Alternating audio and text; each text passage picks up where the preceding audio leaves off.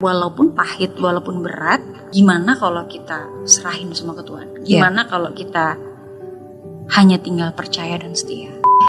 Tapi dari setiap kata-kata yang Kak Mary sampaikan itu luar biasa banget. Mungkin aku juga merasa Tuhan menyampaikan pesannya lewat video dari Kak Mary. Amin. Jadi memang Tuhan juga mau kita berusaha dulu. Iya. Dan dari situ baru kita mungkin kayak berserah, tapi bukan pasrah. Iya. Bagaimana bila ku serahkan semua yang tersisa dari dayaku.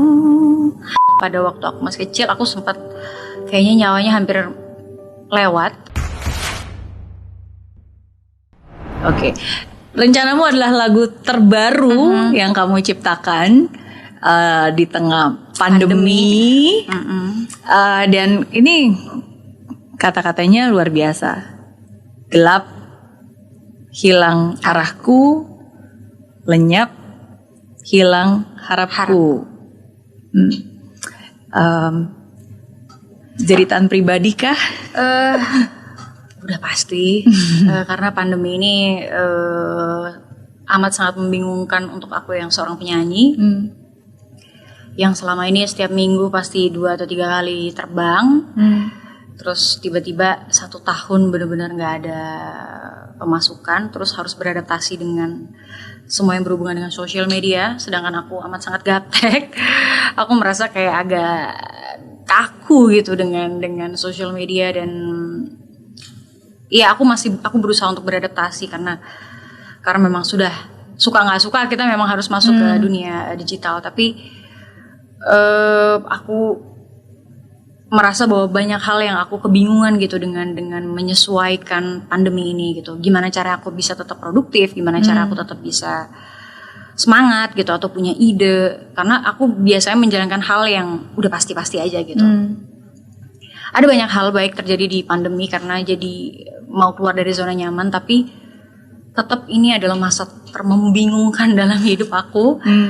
Kayak aku harus ngapain gitu. Banyak yang aku coba kayak jualan gitu. Kayak banyak yang dilakukan oleh banyak orang juga. Kos-kosan. Iya, kalau kos-kosan itu memang aku merasa aku pengen meneruskan biar rumah itu tetap hidup, rumah di Jogja. Iya. Dan aku merasa kayak ini bukan cuma aku aja yang mengalami kebingungan ini sehingga terjadilah lirik itu. Sebenarnya harapannya tuh lebih biar repetitif aja, biar lebih gampang. Tapi aku menemukan lagu itu juga tanpa rencana sih sebenarnya, Kak. Aku menemukan lagu itu di jam 3 pagi. Aku karena nggak bisa tidur, tiba-tiba aku kayak aku pengen tulis aja gitu. Baru cuman ada lirik. Dari lirik yang ada, aku nggak menemukan refnya, lama banget nggak menemukan refnya. Sampai akhirnya ketemu refnya. Tapi aku nggak tahu nada untuk di bait-baitnya. Jadi kayak aku kepikiran terus di refnya, aku kayak kenapa keulang-ulang terus ya gitu. Dan aku merasa bahwa aku harus menemukan nada di baitnya karena kosong banget gitu. Sampai akhirnya butuh 3 bulan untuk aku bisa menemukan satu lagu. Aku nggak bisa main alat musik, jadi aku butuh teman aku untuk membuatkan musiknya. Jadi aku selalu yang kayak gini ya nadanya ya, gini. Aku sangat manual banget. Jadi karena adanya di sini. Dari sini gitu. Dari sini. Jadi kayak aku pakai namanya voice recorder dan dibantu menggubah lagu itu untuk lebih lebih hikmat. Lebih grande gitu. Dan aku berharap bahwa lagu ini jangan hanya bukan untuk membuat orang nangis kayak melo gitu. Aku nggak mau. Aku berharap ya ini keinginan penciptanya ya. Maksudnya aku berharap bahwa orang terbangkitkan gitu untuk kayak walaupun pahit, walaupun berat, tapi setelah kita mengusahakan segala daya, apalagi yang bisa kita lakukan? Gimana kalau kita serahin semua ke Tuhan? Gimana kalau kita hanya tinggal percaya dan setia? Gitu. Wow. banyak orang yang dikuatkan pasti dari lagunya. Percaya dan setia. Cuma itu sebenarnya tugas kita. Iya. Dan lirik itu yang paling dipakai banyak orang yang pas dengerin lagu ini, kayak mereka selalu berhenti di lirik itu, kayak jadi tugas kita percaya dan setia aja. Iya, kelihatannya gampang, tapi untuk hanya percaya gitu tanpa melihat, tanpa merasakan, bisa nggak gitu. Dan dalam keadaan apapun kita memilih untuk setia, bisa atau enggak gitu. Tapi hanya siapa, maksudnya hanya orang-orang yang benar-benar bisa benar-benar mengerti lagunya untuk benar-benar tahu bahwa kapan waktunya mereka bisa merealisasikan lirik-lirik itu, untuk benar-benar memahami rencana Tuhan. Iya, sangat setuju dan sangat relate banget, percaya dan setia. Karena apalagi di masa-masa pandemi ini ya, maksudnya semua hal, there is so many uncertainty, ada banyak ketidakpastian. Dan sebagai manusia pasti kita cenderung, termasuk saya, itu cenderung untuk ya udah kalau gitu ngapain ya, apa yang bisa saya lakukan gitu kan. Dan kita mengusahakan, ya udah kita kerja lebih keras lagi gitu kan, berpikir lebih keras lagi, mencoba lebih banyak hal gitu kan. Dan kita akhirnya ya udah coba-coba, sometimes we become overworked. Kadang-kadang kita udah capek terus, tapi kok belum ada hasilnya dan kita bahkan jadi bingung sendiri. Belum tentu berhasil. Belum tentu berhasil juga gitu kan. Ya, tapi ya saya sangat bersyukur sih karena saya kembali diingatkan bahwa no. Bukan tentang usaha, ya kan? Jadi bukan perbanyak usahanya, tapi mungkin kita harus lebih percaya, bukan lebih banyak usaha, tapi lebih banyak percaya. Ya, it's not just about doing more, but it's about trusting more. Ya, dan kalau kita percaya, ya yang di atas lebih tahu kok, yang di atas lebih pinter. Benar. Iya. Nah, tapi memang ada juga sih beberapa yang pas dengerin lagu itu, mungkin karena kadang-kadang orang yang dengerin lagu dan suka dengan kata percaya dan setia, mereka akhirnya potong lagunya di part itu aja, sehingga mungkin ada juga yang akhirnya mendengar lagu itu kayak, ya nggak mungkin dong, masa tugas kita percaya dan setia aja. Terus aku bilang kayaknya harus dengerin semuanya dulu, karena di sebelum kata-kata itu ada kata-kata, bagaimana bila ku serahkan semua dayaku. Jadi memang Tuhan juga mau kita berusaha dulu gitu, mungkin sampai habis-habisan gitu. Mungkin sampai sebaik atau semampu kita. Dan dari situ baru kita mungkin kayak berserah. Tapi bukan pasrah. Iya. Berserah tapi tidak menyerah. Benar, ada di lirik. Oke, nyanyiin dong, mumpung ada penciptanya dan penyanyinya. Jadi aku bikin ininya juga Kak, bahasa isyaratnya juga. Oke. Jadi ada video liriknya itu pakai bahasa isyarat. Aku pakai bahasa isyarat ya. Boleh. Bagaimana bila ku serahkan semua yang tersisa dari dayaku, bagianku hanya percaya dan setia, memahami baiknya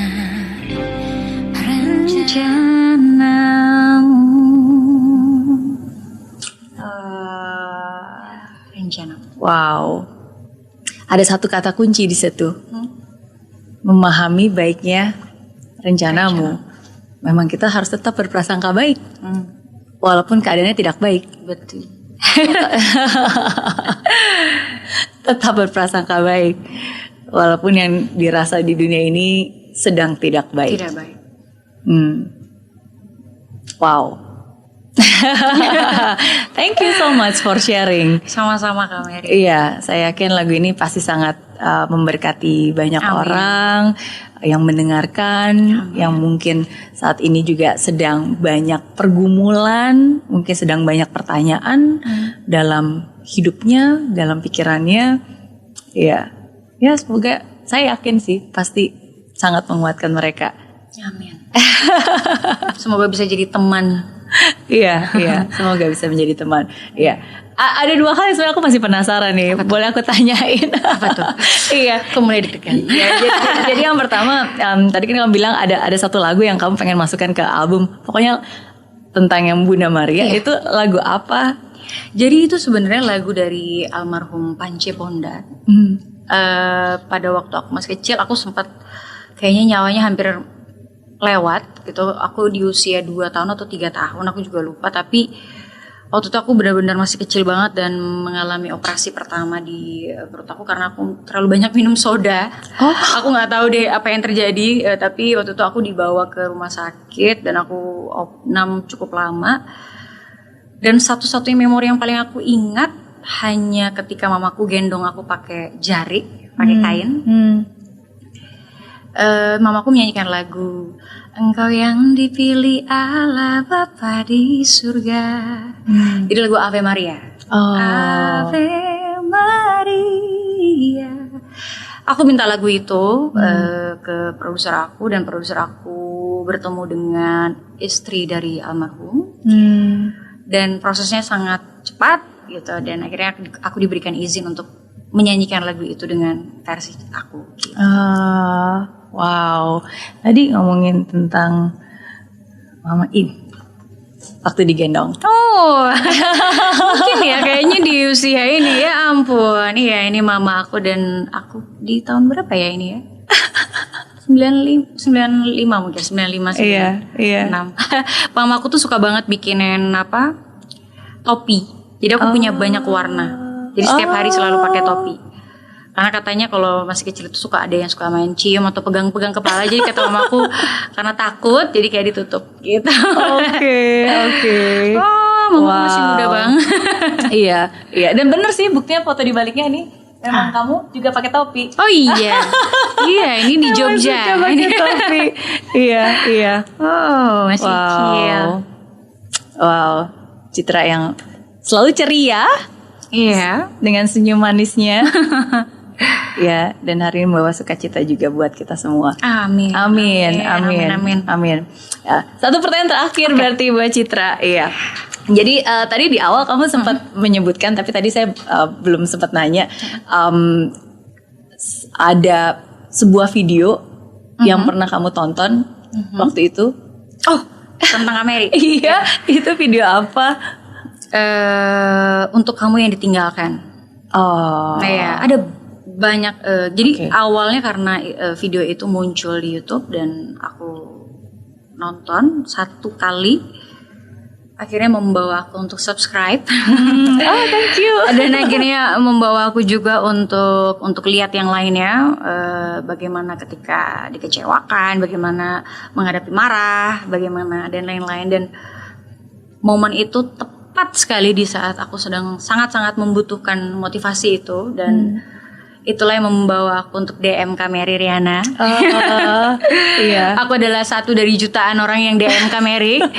Dan itu aku baru tahu hari ini pas lagi cerita. Makanya ini kesempatan yang tepat untuk langsung nodong Kak Mary untuk bilang kalau aku pernah DM Kak Mary dan pengen undang langsung, karena ini sebuah cerita yang fakta banget gitu.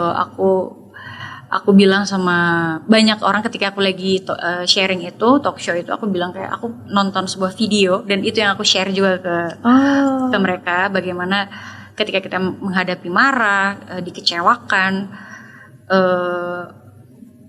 sebenarnya mungkin kalau orang lain dengar motivasi itu kadang-kadang kayak nggak semudah itu, tapi nggak tahu kenapa pada waktu aku nonton video itu aku merasa kayak memang berat sih, tapi bisa kok dilalui gitu. Kayak ada kok caranya, tinggal mau dicoba atau enggak, atau at least coba aja dulu, biar tahu hasilnya gimana. Karena kadang kalau kita udah takut, kita hanya berhenti di takutnya gitu. Kita nggak sampai untuk memberanikan diri mencoba, karena kita terlalu takut dengan hasil yang kita takutkan gitu. Tapi dari setiap kata-kata yang Kak Mary sampaikan itu luar biasa banget. Mungkin aku juga merasa Tuhan menyampaikan pesannya lewat video dari Kak Mary. Amin. Thank you. saya percaya nggak ada yang kebetulan dan mungkin prosesnya agak mirip ya sama Citra. Setiap lagu yang dinyanyikan atau diciptakan itu sesuatu yang berdasarkan apa yang pernah kamu lalui gitu. Jadi kalau beberapa video saya khususnya semuanya yang di spoken word yang tadi salah satunya disebutkan itu sebenarnya semuanya itu berawal dari pengalaman pribadi. Jadi kayak video paling banyak yang sampai hari ini tuh ketika kamu sedih dan menderita itu adalah curahan hati yang pernah saya alami prosesnya. Nah, cuma biasanya setelah itu sudah berakhir, ya itu proses untuk saya mengeluarkan semua hal yang sudah saya lalui dan bagaimana cara menguatkan saya sendiri. Itu biasanya pengeluarannya ya lewat tulisan-tulisan yang akhirnya saya jadikan spoken word gitu. Nah, makanya termasuk juga ya itu ya kenapa doa belum terjawab lah ya kan, 5 fase ya, aku merasa bahwa itu kayak Kak Mary membawakannya dengan senyum-senyum, tapi rasanya tuh kita nontonnya nangis kan. kita nontonnya kayak gimana sih kita melalui ini gitu. Tapi aku buatnya juga sambil nangis. Oh gitu ya. Oke. Itu tuh fun fact juga ya. Iya. Dan itu juga satu hal yang mulai 2 tahun terakhir ini aku juga mulai kembali lagi journaling gitu untuk bisa mengungkapkan, karena kan kadang-kadang momen-momen seperti ini, perasaan-perasaan yang kita alami itu akan lebih baik untuk kita bisa menjurnalkan itu supaya kita bisa ingat kembali ya, dan semoga ini juga bisa menjadi pembelajaran untuk menguatkan kita dan siapapun juga yang suatu saat nanti mungkin membutuhkannya gitu. So I'm so happy, thank you. Sama ternyata sebelum kita hari ini bertemu, video-video kita saling menguatkan. Iya, aku sangat dikuatkan juga dengan lagu-lagunya dari tadi, Citra. Waktu pertama kali aku diajak kesini, aku tanya, tahu aku? Aku sampai kayak oh my god, kayak ini akan jadi momen yang pasti mendebarkan, karena aku pengen banget, kalaupun memang pada waktu itu akhirnya kita belum berkesempatan untuk ketemu, tapi one day kalau misalnya Kak Mary bikin seminar atau apa gitu, kayak aku pengen duduk di situ, dan kalau misalnya ada kesempatan aku mau bilang kayak thank you. Aku mau bilang terima kasih secara langsung karena sudah menjadi bagian dari keselamatan di hidup aku gitu. Thank him. Mempertemukan kita dengan caranya yang ajaib, dan sekarang kita baru tahu ternyata. Dan ini ternyata mungkin bagian dari rencananya ya. Kita bisa ketemu. Dan matching. Betul. Nggak ada yang kebetulan. It's all by His grace. Dan thank you so much. Aku juga mau ngucapin terima kasih banget. Kamu udah sangat mau membagikan your spiritual journey. I know it's not easy, tapi sangat dikuatkan sih. Buat saya pribadi juga sangat dikuatkan, dan lagu Rencanamu inilah saya yakin juga pasti akan memberikan begitu banyak kekuatan, khususnya untuk orang-orang yang mungkin saat ini hilang harapan. Banyak hal yang hilang dan berkurang selama 2 tahun terakhir ini. Tapi satu hal yang gak boleh hilang harapan. Tetap berprasangka baik, berucap baik, tetap jadi baik, dan tetap jadi baik. Thank you sekali lagi. Thank you for having me. Sama-sama, sukses. Dan saya yakin semua orang punya cerita, dan setiap cerita selalu membawa pelajaran berharga. Dan semoga cerita dari Citra, cerita Citra hari ini bisa membawa pelajaran berharga juga buat semuanya yang sedang menonton. Sukses terus, dan buat semuanya yang pengen subscribe bisa ke channel YouTube-nya Citra Scholastica. See you all. Thank you. God bless you. Terima kasih. Bye.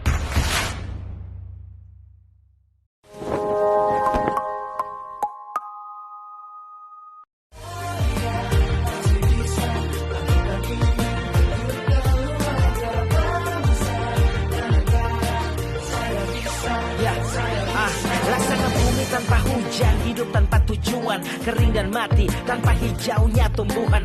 Demikian kalau mimpi tak kunjung terjadi.